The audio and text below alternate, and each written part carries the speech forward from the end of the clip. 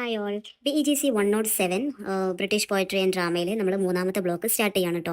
അപ്പം ഇതുവരെയുള്ള രണ്ട് ബ്ലോക്ക് നമ്മൾ കംപ്ലീറ്റ് ആയിട്ട് നോക്കിയിട്ടുണ്ട്. സോ അത് കാണാത്തവരുണ്ടെങ്കിൽ തീർച്ചയായിട്ടും പോയി കാണുക. ഒരു വേസ്റ്റ് ഡയലോഗുകളും ഒന്നും ഇല്ലാതെ ആവശ്യമുള്ള സംഭവങ്ങൾ മാത്രം എക്സാം ഓറിയൻറ്റഡ് ആയിട്ട് പഠിക്കുന്നവർക്ക് ഭയങ്കര ഹെൽപ്ഫുൾ ആയിട്ടുള്ള ഒരു സംഭവങ്ങൾ മാത്രമേ ഞാൻ പറഞ്ഞിട്ടുള്ളൂ.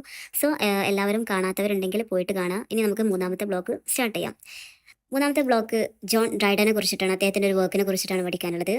മാക് ഫ്ലെക്കോണെ എന്ന് പറഞ്ഞിട്ടുള്ള ഒരു വർക്കിനെ കുറിച്ചിട്ടാണ് പഠിക്കാനുള്ളത്. സോ ആദ്യം തന്നെ നമുക്ക് യൂണിറ്റ് 1 ഇതിൽ ജോൺ ഡ്രൈഡനെ കുറിച്ചിട്ടാണ്, അദ്ദേഹത്തിൻ്റെ ലൈഫും വർക്കും കാര്യങ്ങളൊക്കെയാണ് പഠിക്കാനുള്ളത്. സോ നമുക്ക് ഷോർട്ടായിട്ട് അദ്ദേഹത്തെ കുറിച്ചിട്ടൊന്ന് നോക്കാം. അദ്ദേഹത്തിൻ്റെ ബാക്ക്ഗ്രൗണ്ടും കാര്യങ്ങളൊക്കെ എന്താണെന്നുള്ളത് നമുക്കൊന്ന് നോക്കാം. അദ്ദേഹം one of the greatest literary figures of the restoration period 1660 മുതൽ 1700 ആ ഒരു കാലഘട്ടം വരെ ആണ് റിസ്റ്റോറേഷൻ പീരീഡായിട്ട് കണക്കാക്കപ്പെടുന്നത്. ആ ഒരു കാലഘട്ടത്തിൽ ഏറ്റവും ഭയങ്കര ഒരു ലിറ്റററി ഫിഗറായിട്ട് അറിയപ്പെടുന്ന ഒരാളാണ് നമ്മുടെ ജോൺ ഡ്രൈഡൻ എന്ന് പറയുന്ന പോയറ്റ്. അദ്ദേഹം എനിക്ക് തോന്നുന്നു 1631 ജനിച്ചിട്ടുള്ളത്. അദ്ദേഹം ജനിച്ചത് ഒരു പ്യൂരിട്ടൻ ഫാമിലിയിലാണ്. സോ പ്യൂരിട്ടൻ ഫാമിലി ഞാൻ പറഞ്ഞല്ലോ, ഭയങ്കര ഗോഡായിട്ടുള്ള അത്രയും വിശ്വാസം ഉള്ള ആളുകളായിരിക്കും അതിലുണ്ടാവുക. He was not only the poet but also dramatist, critic and translator. ഈ മേഖലകളൊക്കെ അദ്ദേഹം പ്രശസ്തനായിരുന്നു. അതുപോലെ അദ്ദേഹത്തിൻ്റെ റൈറ്റിങ്സ് പലപ്പോഴും റിഫ്ലക്റ്റ് ചെയ്യുന്നത് പൊളിറ്റിക്കൽ ആയിട്ടുള്ള, സോഷ്യൽ ആയിട്ടുള്ള, റിലീജിയസ് ആയിട്ടുള്ള ഒരു ലൈഫാണ് അധികം അദ്ദേഹത്തിൻ്റെ ഒരു വർക്കിൽ നമുക്ക് കാണാൻ പറ്റുക. 1631 അദ്ദേഹം ജനിച്ചത്. 1700-കളിലാണ് അദ്ദേഹം മരണപ്പെടുന്നത്. അദ്ദേഹത്തിൻ്റെ ഫസ്റ്റ് പോയം 1659 ആദ്യം അദ്ദേഹം പോയം എഴുതുന്നത്. Heroic stanzas on the death of Oliver Cromwell. ആ ഒരു പോയത്തിലൂടെയാണ് അദ്ദേഹത്തിൻ്റെ ഫെയിം ഉണ്ടാക്കുന്നത്. അദ്ദേഹം ഫേമസ് ആകുന്നത് അദ്ദേഹത്തിൻ്റെ ആ ഫസ്റ്റ് പോയത്തിലൂടെയാണ്. മോഡേൺ ഇംഗ്ലീഷ് സ്റ്റൈലിൻ്റെ ഒരു ബിഗിന്നിങ് ആയിട്ടാണ് അദ്ദേഹത്തിൻ്റെ വർക്കുകൾ കണക്കാക്കപ്പെടുന്നത്. അതുപോലെ തന്നെ അദ്ദേഹത്തിൻ്റെ ഒരു കരിയർ ഒരു 3 ഭാഗമായിട്ട് ഡിവൈഡ് ചെയ്യുന്നുണ്ട്. അദ്ദേഹത്തിൻ്റെ ഒരു കാലഘട്ടം 3 ഭാഗമായിട്ട് ഡിവൈഡ് ചെയ്യുന്നുണ്ട്. അഥവാ 1659 മുതൽ 1670 വരെയുള്ള ഒരു കാലഘട്ടം അദ്ദേഹം പോയംസ് ഒക്കെ എഴുതി ഒരു ഫെയിം ആയിട്ടുള്ള ഒരു കാലഘട്ടം. ആ ഒരു ടൈമിലായിരുന്നു നമ്മുടെ ചാൾസ് രണ്ടാമൻ വീണ്ടും അധികാരത്തിലേറുന്നത്. 1660 അദ്ദേഹം ഒരു വീണ്ടും അധികാരത്തിലേറുക. അതുകൊണ്ട് തന്നെ അദ്ദേഹത്തിൻ്റെ ഒരു റൈറ്റിംഗ് സ്റ്റൈലും ഒരു ന്യൂ പൊളിറ്റിക്കൽ മോഡേൺ അനുസരിച്ച് അദ്ദേഹത്തിൻ്റെ റൈറ്റിങ്സും ഒന്ന് ചേഞ്ച് ആക്കി. ദെൻ സെക്കൻഡ് ആയിട്ടുള്ള ഫേസ് കാണാൻ പറ്റുന്നത് 1678 മുതൽ 1687 വരെയുള്ള സെക്കൻഡ് കാലഘട്ടം. അദ്ദേഹത്തിൻ്റെ ഏറ്റവും പവർഫുൾ പീരീഡ് എന്ന് പറയുന്നത് ഈ ഒരു കാലഘട്ടത്തെയാണ്. അതുപോലെ തന്നെ അതിന് കാരണം ഒന്നാമത് അദ്ദേഹം ഒരുപാട് ഫേമസ് ആയിട്ടുള്ള പൊളിറ്റിക്കൽ, റിലീജിയസ് ആയിട്ടുള്ള സെറ്റയേഴ്സും ഈ ഒരു കാലഘട്ടത്തിലാണ് അദ്ദേഹം നിർമ്മിച്ചത്. അതിൽ മേജർ സെറ്റയറായിട്ട് പറയുന്നത് മാക് ഫ്ലെക്കോണെ നമുക്ക് പഠിക്കാനുള്ള ഈ ഒരു സാറ്റയറാണ്. ഭയങ്കര ഫേമസ് ആയിട്ടുള്ള ഒരു സെറ്റയർ തന്നെയാണ്. സോ നമുക്ക് അതിലേക്ക് ഡീറ്റെയിൽ ആയിട്ട് പോകാം. ദെൻ അദ്ദേഹത്തിൻ്റെ ഒരു മൂന്നാമത്തെ കാലഘട്ടം എന്ന് പറയുന്നത് അദ്ദേഹത്തിൻ്റെ അവസാനത്തെ കാലഘട്ടം 1690-കളിൽ 1700 വരെയുള്ള ഒരു കാലഘട്ടം. ഈ ഒരു കാലഘട്ടത്തിൽ അദ്ദേഹം കൂടുതലായിട്ടും ഇമ്പോർട്ടൻറ്റ് കൊടുത്തത് ട്രാൻസ്ലേഷൻസ്, അതുപോലെ തന്നെ ക്രിറ്റിസിസം, ഇതിനൊക്കെ വേണ്ടിയിട്ടാണ്. ഒരുപാട് ട്രാൻസ്ലേഷൻസ്, ഇമ്പോർട്ടൻ്റ് ആയിട്ടുള്ള ഒരുപാട് ട്രാൻസ്ലേഷൻസ് അദ്ദേഹം കൊടുത്തിട്ടുണ്ട്. നമ്മുടെ വേജിലിൻ്റെ ആനൈഡ്, ദെൻ ഓവിഡിൻ്റെ മെറ്റമോർഫോസിസ് ആൻഡ് ദ ജുവനലിൻ്റെ സെറ്റയേഴ്സ് എന്ന് പറയുന്ന ഇതിൻ്റെയൊക്കെ ഒരു ട്രാൻസ്ലേഷൻ അദ്ദേഹം നൽകിയിട്ടുണ്ട്. ഇദ്ദേഹത്തിൻ്റെ ഒരു ട്രാൻസ്ലേഷൻ്റെ പ്രത്യേകത എന്ന് വെച്ചാൽ ഒരിക്കലും ഒരു കോപ്പീഡ് ആയിട്ടുള്ള ഒരു ട്രാൻസ്ലേഷൻ അല്ല അദ്ദേഹം കൊണ്ടുവന്നിട്ടുള്ളത്. അദ്ദേഹം ആ ഒരു ഒറിജിനലിൽ റിക്രിയേറ്റ് ചെയ്തിട്ടാണ് അദ്ദേഹം ആ ഒരു ട്രാൻസ്ലേഷൻ ഉണ്ടാക്കിയിട്ടുള്ളത്. അതുപോലെ തന്നെ പിന്നീട് നമ്മുടെ ടെക്സ്റ്റിൽ അദ്ദേഹത്തിൻ്റെ ഒരു കോൺട്രിബ്യൂഷൻ ടു ഇംഗ്ലീഷ് ലിറ്ററേച്ചറിന് അദ്ദേഹം നൽകിയൊരു കോൺട്രിബ്യൂഷനെ കുറിച്ചിട്ട് പഠിക്കാനുണ്ട്. അദ്ദേഹം as a poet and critic and translator, ഈ ഒരു 3 വിഭാഗത്തിലും അദ്ദേഹം നല്ല ഒരു അദ്ദേഹത്തിൻ്റെ വർക്കുകളാണ് തന്നെയാണ് നമ്മുടെ ആ ഒരു ഇംഗ്ലീഷ് ലിറ്ററേച്ചറിനെ തന്നെ അടിപൊളി മാറ്റിയത് എന്ന് പറയാം. ഒരു പോയറ്റ് എന്നുള്ള നിലയിൽ അദ്ദേഹം ഭയങ്കര പെർഫെക്റ്റ് ആയിരുന്നു. അദ്ദേഹം ഹീറോയിക് കപ്ലറ്റിലൂടെ, അതുപോലെ തന്നെ അദ്ദേഹത്തിൻ്റെ വേഴ്സസ് ഒക്കെ ഭയങ്കര ക്ലാരിറ്റി ഉള്ള, ഭയങ്കര ബാലൻസ്ഡ് ആയിട്ടുള്ള വേഴ്സസ് ആണ് അദ്ദേഹത്തിൻ്റെ പോയംസിലൂടെയൊക്കെ നമുക്ക് കാണാൻ പറ്റുക. അതുപോലെ തന്നെ ക്രിട്ടിക് ആയിക്കോട്ടെ, ഒരു ക്രിറ്റിസിസത്തിൻ്റെ ഒരു ഫൗണ്ടേഷൻ തന്നെ ഉണ്ടാക്കിയത് അദ്ദേഹമാണെന്ന് പറഞ്ഞത്. അത് ഇംഗ്ലീഷ് ലിറ്റററിയിലെ ഒരു ക്രിറ്റിസിസത്തിൻ്റെ ഒരു ഫൗണ്ടേഷൻ നൽകിയത് നമ്മുടെ ഇദ്ദേഹമാണ്, ജോൺ ഡ്രൈഡൻ ആണ്. ദെൻ അദ്ദേഹത്തിൻ്റെ ഒരു ട്രാൻസ്ലേറ്റർ എന്ന നിലയ്ക്ക് ഞാൻ പറഞ്ഞല്ലോ, അദ്ദേഹം ഒരിക്കലും ഒരു കോപ്പി ആയിട്ടുള്ള ഒരു വേർഷൻ അല്ല അദ്ദേഹം ഇറക്കിയത്. The recreation of the originals ആണ് അദ്ദേഹം നമ്മുടെ ഇംഗ്ലീഷ് ലിറ്ററേച്ചറിന് കൈമാറിയത്. സോ ഇത്രയേ ഉള്ളൂ ഈ ഒരു യൂണിറ്റിനെ കുറിച്ചിട്ട് പറയാനാണെങ്കിൽ. ദെൻ യൂണിറ്റ് 2 നമുക്ക് ഡീറ്റെയിൽ ആയിട്ട് നമുക്ക് പഠിക്കാനുള്ള ഒരു സറ്റയർ, ഒരു ബിഗ് പോയാണ്. ദെൻ മാക് ഫ്ലെക്കോണി എന്ന് പറയുന്ന ഒരു പോയത്തിനെ കുറിച്ചിട്ട് നമുക്ക് നോക്കാം. സോ നമുക്ക് പഠിക്കാനുള്ള വർക്ക്സ് മാക് ഫ്ലെക്കോണി എന്ന് പറയുന്ന ഒരു പോയത്തിനെ കുറിച്ചിട്ടാണ്. ഇതൊരു സറ്റയർ ആയിട്ടുള്ള പോയാണ്. സറ്റയർ മീൻസ് ആക്ഷേപഹാസ്യം, ഒരാളെ കളിയാക്കുന്ന രീതിയിൽ എന്നാൽ കാര്യങ്ങൾ പറയുന്ന ഒരു ശൈലിയാണ് സറ്റയർ എന്ന് പറയുന്നത്. സോ ആ ഒരു രീതിയിലാണ് ഈ ഒരു പോയം എഴുതിയിട്ടുള്ളത്. ഇത് നമ്മുടെ ജോൺ ഡ്രൈഡൻ അദ്ദേഹത്തിൻ്റെ ലിറ്റററി എനിമി ആയിട്ടുള്ള തോമസ് ഷാഡ്വെൽ എന്ന് പറയുന്ന അദ്ദേഹത്തെ കളിയാക്കിയിട്ട് എഴുതിയിട്ടുള്ള ഒരു പോയാണ്. സോ അവർ തമ്മിൽ ലിറ്റററി വൈസ് അവർ തമ്മിൽ എനിമീസ് ആയിരുന്നു. സോ നമ്മുടെ തോമസ് ഷാഡ്വെല് ഈ നമ്മുടെ ജോൺ ഡ്രൈഡനെ കുറിച്ച് അദ്ദേഹത്തിന്റെ കൃതികളിൽ അദ്ദേഹം എഴുതിയിട്ടുണ്ട്. ഇയാളെ വിമർശിച്ചിട്ട് അദ്ദേഹം എഴുതി. സോ അതിനുള്ളൊരു മറുപടി എന്ന നിലയ്ക്ക് നമ്മുടെ തോമസ് ഷാഡ്വെലിനെ വിമർശിച്ചിട്ട് എഴുതിയ ഒരു ഉത്തരമായിട്ടാണ് ഈ ഒരു പോയം അറിയപ്പെടുന്നത്. So one of the best satire എന്ന് പറയാം. അത്രയും ഒരു നല്ല രീതിയിലാണ് അദ്ദേഹം ഈ ഒരു സറ്റയർ ഉണ്ടാക്കിയിട്ടുള്ളത്. ഭയങ്കര രസകരമായിട്ടുള്ള ഒരു ഉപമകളും കാര്യങ്ങളൊക്കെ വെച്ചിട്ടാണ് ആ ഒരു മനുഷ്യനെ എത്രത്തോളം താഴ്ത്തി കെട്ടാൻ പറ്റുമോ അത്രത്തോളം അദ്ദേഹം ഇതിൽ താഴ്ത്തി കെട്ടിയിട്ടുണ്ട് ആ ഒരു മനുഷ്യനെ. അതാണ് ഇതിന്റെ ഒരു പ്രത്യേകത എന്ന് പറയുന്നത്. സോ നമുക്ക് ഇതിൽ ഡീറ്റെയിൽ ആയിട്ട് ഇതിന്റെ ഒരു സമ്മറിയിലോട്ട് പോവാം. ഇതൊരു മോക്ക് ഹീറോയിക് ശൈലിയിലാണ് എഴുതിയത് ഞാൻ പറഞ്ഞല്ലോ. അഥവാ ഒരു മോക്ക് ഹീറോയിക് എന്ന് പറഞ്ഞാൽ ഒരാളെ ഒരു കളിയാക്കുന്ന രീതിയിലുള്ള ഒരു ഹീറോയിക് ശൈലിയിലാണ് ഇത് എഴുതിയിട്ടുള്ളത്. അഥവാ ഒരു ഭയങ്കരമായിട്ടുള്ള ഒരു ഗാംഭീര്യ ഒരു ഭാഷാ ശൈലിയാണ് ഇതിൽ ഉപയോഗിക്കുക. നമ്മുടെ എപ്പിക്കൊക്കെ എഴുതുന്ന പോലെ ഭയങ്കര അലങ്കാരമായിട്ടുള്ള ലാംഗ്വേജുകളാണ് ഇതിൽ ഉപയോഗിച്ചിട്ടുള്ളത്. നമ്മൾ എപ്പിക്കൊക്കെ എഴുതുമ്പോൾ എപ്പോഴും ഫോർമൽ ലാംഗ്വേജ് ആയിരിക്കും ഉപയോഗിക്കുക. ആ ഒരു രീതിയിലാണ് ഇദ്ദേഹം ഇതിനെ ഒരു ഫൂളിഷ് ആക്കാൻ വേണ്ടിയിട്ട് അദ്ദേഹം ആ ഒരു രീതിയിൽ അത്രത്തോളം ഭയങ്കര ഒരു ഇമേജറി ഒക്കെ കൊടുത്തിട്ടൊക്കെയാണ് അദ്ദേഹത്തിൻ്റെ ഒരു ഫൂളിഷ്നെസ് ഇവിടെ കാണിക്കുന്നതെന്ന് പറയുന്നത്. 1682 ഈ ഒരു പോയം എഴുതുന്നത്. സോ ഇത് എഴുതുന്നതോട് കൂടെ തന്നെ അദ്ദേഹത്തിന് ഒരു ദ ഫസ്റ്റ് ഗ്രേറ്റ് സാറ്ററിസ്റ്റ് എന്നുള്ള ഒരു പദവിയും കൂടെ അദ്ദേഹത്തിന് ലഭിക്കുകയാണ്. ദെൻ അദ്ദേഹം നമ്മുടെ തോമസ് ഷാഡ്വെലിനെ കുറിച്ചിട്ടുള്ള ഒരു കളിയാക്കിയിട്ട് എഴുതിയിട്ടുള്ള ഒരു പോയം ആണിത്. അദ്ദേഹം ഒരു പോയറ്റ് ആയിരുന്നു ആൻഡ് പ്ലേ റൈറ്റ് ആയിരുന്നു നമ്മുടെ തോമസ് ഷാഡ്വെൽ എന്ന് പറയുന്ന അദ്ദേഹം. ബട്ട് അദ്ദേഹം ഒരു എന്താ പറയുക ഒരു ലിറ്റററി വൈസ് ഒക്കെ നോക്കുമ്പോൾ അത്രയും കഴിവുകളുള്ള ആളുകളാണ് ശരിക്കും ഈ ഒരു സാഹിത്യത്തിലൊക്കെ തിളങ്ങി നിൽക്കുക എന്ന് പറയുന്നത്. ബട്ട് അദ്ദേഹത്തിന്റെ വർക്കുകളിൽ ഒന്നും കാണാൻ പറ്റുന്നില്ല എന്നുള്ള ആക്ഷേപമാണ് നമ്മുടെ പോയറ്റ് ഇവിടെ പറയുന്നത്. ഒന്നും നമുക്ക് ലോജിക്കായിട്ടുള്ള ഒന്നും അല്ലെങ്കിൽ ഒരു കാര്യമായിട്ടുള്ള ഒന്നും ഒരു കണ്ടന്റും അദ്ദേഹത്തിന്റെ ഒരു വർക്കിൽ കാണാൻ പറ്റുന്നില്ല എന്നുള്ള സറ്റയറാണ് ഇവിടെ നമ്മുടെ കവി പറഞ്ഞു വെക്കുന്നത്. ഭയങ്കര അബദ്ധങ്ങൾ മാത്രം, ഭയങ്കര ഫോളിഷ് ആയിട്ടുള്ള സംഭവങ്ങൾ മാത്രമേ അദ്ദേഹത്തിന് അഥവാ ആ ഒരു കാലത്ത് എഴുതുന്ന കൃതികൾ അത്രയും ഇമ്പോർട്ടൻ്റ് ആയിട്ടുള്ള കൃതികൾ മാത്രമേ എഴുതാവൂ എന്നുള്ള ഒരു താക്കീതാണ് നമ്മുടെ കവി ഇവിടെ നമുക്ക് നൽകുന്നത്.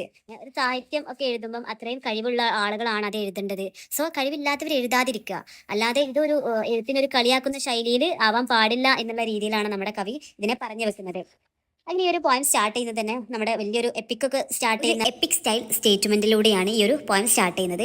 All human things are subject to decay. എല്ലാ മനുഷ്യന്മാരും നശിക്കാനുള്ളതാണ് എന്നുള്ള രീതിയിലുള്ള ഒരു സ്റ്റേറ്റ്മെന്റ് വെച്ചിട്ടാണ് ഈ ഒരു പോയിം സ്റ്റാർട്ട് ചെയ്യുന്നത്. ദെൻ റിച്ചാർഡ് ഫ്ലെക്കോണി എന്ന് പറയുന്ന ഒരാളെയാണ് നമുക്ക് അവതരിപ്പിച്ച് തരുന്നത്. അഥവാ ഒരു മണ്ടത്തരത്തിന് ഒരു സാമ്രാജ്യം ഉണ്ടെങ്കിൽ ആ സാമ്രാജ്യത്തിന് ഏറ്റവും അധിപനായിട്ടുള്ള ഒരു സർവാധിപനായിട്ടുള്ള ഒരു കിങ് ആയിട്ടാണ് റിച്ചാർഡ് ഫ്ലെക്കോണെ ആദ്യം തന്നെ അവതരിപ്പിക്കുന്നത്. ഈ ഒരു പോയത്തിൽ സ്റ്റാർട്ട് ചെയ്യുന്നത് അദ്ദേഹത്തിനെ അവതരിപ്പിച്ചിട്ട് കൊണ്ടാണ്. സോ നമുക്ക് ആദ്യം ഈ ആരാണ് ഈ റിച്ചാർഡ് ഫ്ലെക്കോണെ എന്നുള്ളത് അറിയണം. സോ അദ്ദേഹം ഒരു 1678 ഒരു ഘട്ടം വരെ ജീവിച്ച ഒരാളാണ്. സോ നമ്മുടെ ഈ ഒരു പോയിറ്റ് ജനിക്കുന്നതിൻ്റെയൊക്കെ മുന്നേ ജനിച്ചിട്ടുണ്ട്. ബട്ട് അദ്ദേഹത്തിൻ്റെ കാലത്തും ഈ ഒരു ഫ്ലെക്കോണെ ഉണ്ട്.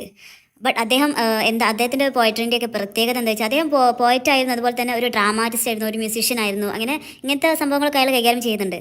ബട്ട് അദ്ദേഹത്തിൻ്റെ പ്രശ്നം എന്താ വെച്ചാൽ അദ്ദേഹത്തിൻ്റെ വർക്കുകൾ ഫുള്ള് ഭയങ്കര ഡാർക്കാണ്, ഭയങ്കര കൺഫ്യൂസിങ് ആണ്. ഒരു ലാക്ക് ഓഫ് ക്രിയേറ്റിവിറ്റി എന്ന് പറയുന്നത് ഒന്നുമില്ല അദ്ദേഹത്തിൻ്റെ വർക്കിൽ. ഒരു മനുഷ്യന്മാർക്ക് ഒരു ഉപകാരമുള്ളതോ ഒന്നുമില്ല, ചിന്തിക്കാൻ പറ്റുന്നതോ ഒന്നുമില്ല. ഈ became A symbol of foolish and bad poetry in English literature എന്നാണ് പറയുന്നത്. അഥവാ അദ്ദേഹം ഇംഗ്ലീഷ് ലിറ്ററേച്ചറിന് സമ്മാനിച്ചത് ഭയങ്കര ബേർഡായിട്ടുള്ള പോയട്രീസ് ആണെന്ന് പറഞ്ഞാൽ ആ ഒരു സിംബലൈസ് ചെയ്തിട്ടാണ് അദ്ദേഹത്തെ അറിയപ്പെടുന്നത്.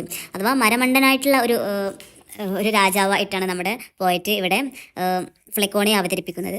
സോ അതെങ്ങനെ അദ്ദേഹത്തിന് എനിമിയായിട്ടുള്ള തോമസ് ഷാഡ്വെലിലേക്ക് എത്തുന്നത് എന്നുള്ളതാണ് ഇനി പറയാൻ പോകുന്നത്. അപ്പം നമ്മുടെ ഈ ഒരു പോയം സ്റ്റാർട്ട് ചെയ്യുമ്പോൾ തന്നെ ആരെയാണ് പരിചയപ്പെടുത്തുന്നത്? റിച്ചാർഡ് ഫ്ലെക്കോണെ എന്ന് പറയുന്ന ഒരു പോയറ്റ്, ഒരു മണ്ടനായിട്ടുള്ള ഒരു പോയറ്റിനെയാണ് ആദ്യം പരിചയപ്പെടുത്തുന്നത്. ദെൻ അയാളിലൂടെ തോമസ് ഷാഡ്വെലിലേക്ക് എത്തുന്നത് എങ്ങനെയാണ് നമുക്ക് നോക്കാം. സോ നമ്മുടെ ഈ ഫ്ലെക്കോണെ ഇങ്ങനെ ചിന്തിക്കുകയാണ്, അദ്ദേഹത്തിന് പ്രായമായി വരികയാണ്. സോ എനിക്കൊരു പിൻഗാമി വേണം, എൻ്റെ ഒരു സ്ഥാനം, ഞാൻ മരിച്ചു പോയാലും എൻ്റെ ഒരു സ്ഥാനം അലങ്കരിക്കാൻ ഇതിന് പറ്റിയ ഒരാൾ തന്നെ വേണം എന്ന് അദ്ദേഹം ഇങ്ങനെ ആലോചിക്കുകയാണ്. അപ്പോഴാണ് അദ്ദേഹത്തിന് തോമസ് ഷാഡ്വെലിൻ്റെ പേര് ഓർമ്മ വന്നത്. തൻ്റെ പിൻഗാമിയാവാൻ ഏറ്റവും യോഗ്യതയുള്ള ആൾ തോമസ് ഷാഡ്വെലാണെന്നാണ് നമ്മുടെ ഫ്ലെക്കോണെ കണ്ടെത്തുന്നത്. സോ തൻ്റെ മരണശേഷം അദ്ദേഹത്തിന് തന്നെ തൻ്റെ ആ ഒരു പദവി കൊടുക്കാം എന്ന് അദ്ദേഹം തീരുമാനിക്കുകയാണ്. കാരണം ജനനം മുതൽ തന്നെ ഒരു ബുദ്ധിശൂന്യനായിട്ടാണ് തോമസ് ഷാഡ്വെൽ ജനിച്ചിട്ടുള്ളത് എന്നാണ് പറയുന്നത്.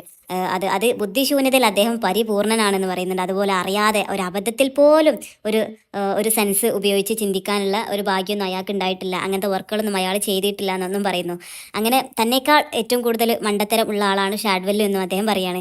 അങ്ങനെ ഒരു പുതിയ ഒരു മണ്ടത്തരത്തിൻ്റെ ആ ഒരു സാമ്രാജ്യത്തിൻ്റെ തലസ്ഥാനമായിട്ട് ഫ്ലെക്കോണെ തിരഞ്ഞെടുക്കുന്നത് ലണ്ടനിലെ ഒരു അധപതിച്ച ഒരു പ്രദേശമായിട്ടുള്ള ബാർബിക്കൻ എന്ന് പറയുന്ന ഒരു പ്രദേശത്തെയാണ്.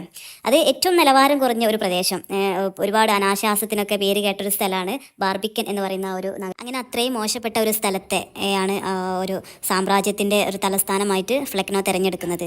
ദെൻ അതുപോലെ തന്നെ ഇതിൽ ജോൺ ഡ്രൈഡൻ തൻ്റെ എതിരാളിയായിട്ടുള്ള തോമസ് ഷാഡ്വെല്ലിൻ്റെ ആ ഒരു ബോഡി ലാംഗ്വേജിനെ കുറിച്ചിട്ടൊക്കെ പറയുന്നത് അദ്ദേഹം ഭയങ്കര ഒരു അമിത വണ്ണമുള്ള ഒരാളായിരുന്നു. അതുപോലെ തന്നെ ഭയങ്കരമായിട്ട് മദ്യപിക്കുന്ന ഒരാളായിരുന്നു. അതുപോലെ തന്നെ അദ്ദേഹത്തിന് ഒരു മല പോലുള്ള വയറുണ്ട്, മൗണ്ടെയിൻ ബെല്ലി എന്നാണ് അതിന് പറയുന്നത്. അദ്ദേഹം അങ്ങനെയൊക്കെ പറഞ്ഞിട്ട് അദ്ദേഹത്തെ കളിയാക്കുന്നുണ്ട്, ബോഡിപരമായിട്ടുള്ളൊരു ഇൻസൾട്ടിങ് ചെയ്യുന്നുണ്ട് അവിടെ. അതുപോലെ തന്നെ അദ്ദേഹത്തിൻ്റെ ഒരു വർക്കുകളെ കുറിച്ചിട്ട് പറയുകയാണെങ്കിൽ ഭയങ്കര മോശപ്പെട്ട നാടകങ്ങൾ മാത്രമാണ് അയാളെന്നും ഉണ്ടാക്കിയിട്ടുള്ളൂ. അദ്ദേഹത്തിൻ്റെ കോമഡികൾ ആളുകളെ കരയിപ്പിക്കുമെന്നും അതുപോലെ തന്നെ അദ്ദേഹത്തിൻ്റെ ട്രാജഡീസ് ആളുകളെയൊക്കെ ചിരിപ്പിക്കുമെന്നും ഒക്കെയുള്ള ഒരുപാട് ഹ്യൂമറസ് ആയിട്ട് അദ്ദേഹം പറയുന്നുണ്ട്. ദെൻ പിന്നീട് അദ്ദേഹം പറയുന്നത് ഷാഡ്വെല്ലിൻ്റെ ഗുരുവായിട്ടുള്ള ബെൻ ജോൺസൻ്റെ മോശ സ്വഭാവങ്ങൾ മാത്രമാണ് ഷാഡ്വെല്ല് പിന്തുടർന്ന് പോകുന്നത് എന്ന് പറയുന്നത്. അഥവാ Ben Johnson, I think you know him, he was A good poet. ഒരുപാട് നല്ല വർക്കുകൾ ചെയ്തിട്ടുണ്ട് അദ്ദേഹം. ബട്ട് അദ്ദേഹത്തിൻ്റെ ഒരു പേഴ്സണാലിറ്റി വെച്ച് നോക്കുകയാണെങ്കിൽ അദ്ദേഹം ഭയങ്കര പ്രൈഡ് ആയിട്ടുള്ള ഒരാളായിരുന്നു. അതുപോലെ തന്നെ ഭയങ്കര ഈഗോ ആയിട്ടുള്ള ഒരാളായിരുന്നു അദ്ദേഹം. അതുപോലെ തന്നെ ഒരുപാട് ആളുകളെ വിമർശിച്ചിട്ടുള്ള ഒരാളാണ് അദ്ദേഹം. നമ്മുടെ വില്യം ഷേക്സ്പിയറിനെ പോലും അദ്ദേഹം വിമർശിച്ചിട്ടുണ്ടെന്ന്. സോ അദ്ദേഹത്തിന് ആ ഒരു സ്വഭാവ ഗുണങ്ങൾ മാത്രമേ ആരെടുത്തിട്ടുള്ളൂ എന്ന് പറയുന്നത്. ഷാഡ്വെല്ല് അദ്ദേഹത്തിൻ്റെ ആ ചീത്തപ്പെട്ട സ്വഭാവങ്ങൾ മാത്രം ആണ് അദ്ദേഹം അനുകരിച്ചത് എന്നൊക്കെയുള്ളൊരു വിമർശനമാണ് ഇവിടെ അദ്ദേഹം പറയുന്നത്. അങ്ങനെ ഫ്ലെക്നോ തൻ്റെ സ്ഥാനം ഷാഡ്വെല്ലിന് വേണ്ടിയിട്ട് കൊടുക്കുകയാണ്. ഭയങ്കരമായിട്ടുള്ള ഗംഭീര പരിപാടികളോടെ തൻ്റെ ഒരു കിരീടധാരണ ചടങ്ങ് നടക്കുകയാണ്. സോ ഒരു പോപ്പിച്ചെടിയുടെ ഒരു കിരീടം ആണ് അദ്ദേഹത്തിന് അണിഞ്ഞു കൊടുക്കുന്നത്. ഈ ഒരു സംഭവം സൂചിപ്പിക്കുന്നത് അദ്ദേഹത്തിൻ്റെ കവിത ആളുകളിൽ ഉറക്കത്തെ സൃഷ്ടിക്കുന്നുണ്ട്, അതുപോലെ തന്നെ മയക്കം ഉണ്ടാക്കുന്നുണ്ട് എന്നൊക്കെയുള്ളൊരു വിമർശനത്തോടെയാണ് ഈ ഒരു കാര്യം, ഒരു പോപ്പിച്ചെടിയുടെ ഒരു കിരീടം എന്നത് സൂചിപ്പിക്കുന്നത് ഇവിടെ. അതാണ് പിന്നീട് ഫ്ലെക്നോ ഒരുപാട് അന്തിമ ഉപദേശം നൽകുന്നുണ്ട് ഷാഡോവെല്ലിന് ഒരുപാട് അന്തിമ ഉപദേശം നൽകുന്നുണ്ട്. അതിൽ പറയുന്ന കാര്യം എന്താണെന്ന് വെച്ചാൽ തൻ്റെ ബുദ്ധിയില്ലായ്മയിൽ തുടർന്നുകൊണ്ടേയിരിക്കുക, അതിൽ മാത്രം വിശ്വസിക്കുക, തുടർന്നും ഒരുപാട് മോശപ്പെട്ട നാടകങ്ങൾ മാത്രം എഴുതുക, ഒരിക്കലും നല്ല എഴുത്തുകാരെ പിന്തുടരാൻ പാടില്ല, അവരെ അനുകരിക്കാൻ പാടില്ല എന്നൊക്കെയുള്ള നല്ല നല്ല സന്ദേശങ്ങളാണ് ഫ്ലെക്നോ തൻ്റെ പിൻഗാമിയായിട്ടുള്ള ഷാഡ്വെല്ലിനോട് പറയുന്നത്. അങ്ങനെ തൻ്റെ ഉപദേശങ്ങളൊക്കെ പൂർത്തിയാവുന്നതിന് മുന്നേ തന്നെ ഫ്ലെക്നോ ആ ഒരു ഇരുന്ന സിംഹാസനം അടക്കി താഴേക്ക് അപ്രത്യക്ഷമാവുന്നതായിട്ടാണ് കവിതയിൽ കാണാൻ വേണ്ടി പോകുന്നത്. അങ്ങനെ തൻ്റെ മണ്ടത്തരത്തിൻ്റെ എല്ലാം ഒരു ഇരട്ടി ശക്തിയാക്കിയിട്ട് ഫ്ലെക്നോ ഷാഡ്വെല്ലിന് കൈമാറി അദ്ദേഹം വിട വാങ്ങുകയാണ്. അങ്ങനെ അദ്ദേഹം ഒരു കംപ്ലീറ്റ് ആയിട്ടുള്ള ഒരു ഫോളിഷ് കിങ് ആയിട്ട് മാറി എന്നുള്ളതാണ് ഈ ഒരു കവിതയിൽ അവസാനം എൻഡ് ചെയ്യുമ്പം പറയുന്നത്. അഥവാ ഒരു മനുഷ്യനൊക്കെ എങ്ങനെയൊക്കെ കളിയാക്കാൻ പറ്റും, അങ്ങനെയൊക്കെ കളിയാക്കിയിട്ടാണ് ഭയങ്കര പ്രൗഢമായിട്ടുള്ള ഭാഷ ഉപയോഗിച്ച് ഒരു എപ്പിക്കൊക്കെ എഴുതുന്ന രീതിയിലുള്ള ഒരു കളിയാക്കലാണ് അദ്ദേഹം കളിയാക്കിയത്. അഥവാ ഒരു ഫോളിഷ് ആയിട്ടുള്ള കിങ്ങിനെക്കാട്ടിലും മുകളിലുള്ള ഒരു ഫോളിഷ് കിങ് ആയിട്ട് അദ്ദേഹത്തെ കണക്കാക്കപ്പെടുകയാണ് ചെയ്യുന്നത്. അങ്ങനെ ഈ ഒരു സംഭവം പറയുന്നത് ഇതൊരു പേഴ്സണൽ ആയിട്ടുള്ള ഒരു അക്രമം ആയിട്ടല്ല പറയുന്നത്. ആ ഒരു കാലഘട്ടത്തിൽ നിലവാരം കുറഞ്ഞ ഒരുപാട് സാഹിത്യകാരെ കാണാൻ പറ്റുന്നത്. അവരെ ഒന്നാകെയാണ് നമ്മുടെ പോയറ്റ് ഇവിടെ പരിഹസിക്കുന്നത്. അഥവാ സാഹിത്യത്തിൽ നിലവാരം പുലർത്തൽ എന്ന് പറഞ്ഞാൽ അതൊരു അത്യാവശ്യ ഘടകമാണ്. സോ അതാ ഒരു നിലവാരം നമ്മുടെ സാഹിത്യത്തിന് വേണം എന്ന് നമ്മുടെ അടിവരയിട്ട് പറയുകയാണ് നമ്മുടെ പോയറ്റ് ഇതിലൂടെ ചെയ്യുന്നത്. സോ ഇത്രയേ ഉള്ളൂ ഈ ഒരു ഇതിൻ്റെ ഒരു പോയത്തിൻ്റെ തീമിനെ കുറിച്ചിട്ട് പറയാനാണെങ്കിൽ. സോ ഇത്രയേ ഉള്ളൂ ഈ ഒരു യൂണിറ്റിനെ കുറിച്ചിട്ട് പറയാനാണെങ്കിൽ. Okay, by.